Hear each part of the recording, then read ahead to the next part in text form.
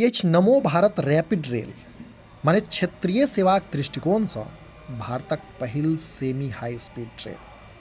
पछिला दिन एहि ट्रेनसँ यात्रा करबाक संजोग बनल छल, से शानदार अनुभव रहल। ई ट्रेन अपना दिस जयनगरसँ पटनाक बीच चलैत अछि, दरभंगा होइत। पूर्णतः वातानुकूलित रहल ई ट्रेन अहाँके मेट्रो रेलवला अनुभव देत। एहिमे आरामदायक सीट, सब कोचमे CCTV सँ निगरानी, चार्जिंग पॉइंट आ सूचना डिस्प्ले सन अत्याधुनिक सुविधा सब उपलब्ध छै। एहि ट्रेनक सबसँ महत्वपूर्ण पक्ष जे हमरा लागल ओ अछि पहिल स्वच्छता आ दोसर ऑटोमेटिक प्लग इन डोर, जेकि यात्री लोकनिक सुरक्षाक दृष्टिएँ महत्वपूर्ण भऽ जाइत अछि।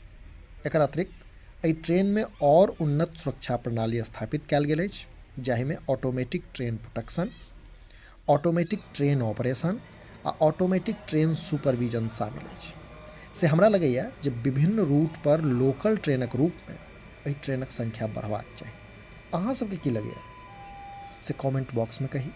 आ जँ अहूँ सबके एहि ट्रेनके यात्रा करबाक संयोग लागल अछि तऽ अपन अनुभव सेहो शेयर करी।